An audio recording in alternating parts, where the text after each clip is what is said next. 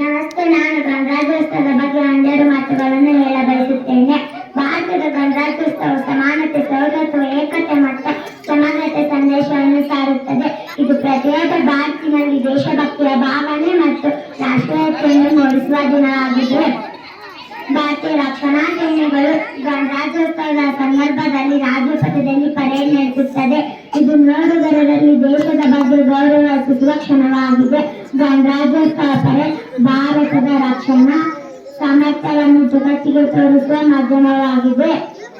ಪ್ರತಿ ರಾಜ್ಯವು ಆ ರಾಜ್ಯದ ಸಂಸ್ಕೃತಿ ಮತ್ತು ಸಂಪ್ರದಾಯವನ್ನು ಪ್ರಸ್ತುತಪಡಿಸುವ ಟ್ಯಾಬ್ಲೋ ಸಿದ್ಧಪಡಿಸುತ್ತದೆ.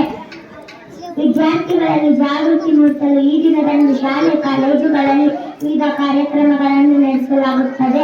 ಈ ದಿನದಂದು ಭಾರತೀಯ ಸ್ವಾತಂತ್ರ್ಯಕ್ಕಾಗಿ ಹೋರಾಡಿ ತಮ್ಮ ಪ್ರಾಣವನ್ನು ತ್ಯಾಗ ಮಾಡಿದ ಸ್ವಾತಂತ್ರ್ಯ ಹೋರಾಟಗಾರರಿಗೆ ಜನರು ಗೌರವ ಸಲ್ಲಿಸುತ್ತಾರೆ. ಭಾರತೀಯ ಸಂವಿಧಾನವನ್ನು ರೂಪಿಸುವಲ್ಲಿ ಪ್ರಮುಖ ಪಾತ್ರ ವಹಿಸಿದ ಡಾಕ್ಟರ್ ಬಿ.ಆರ್. ಅಂಬೇಡ್ಕರ್ ಅವರನ್ನು ಸಹ ಜನರು ಸ್ಮರಿಸುತ್ತಾರೆ. ಗಣರಾಜ್ಯೋತ್ಸವದ ರಕ್ಷಣಾ ಸಿಬ್ಬಂದಿ ಮತ್ತು ನಾಗರಿಕರಿಗೆ ವಿವಿಧ ಶೌರ್ಯ ಪ್ರಶಸ್ತಿಗಳನ್ನು ನೀಡುವ ದಿನವಾಗಿದೆ.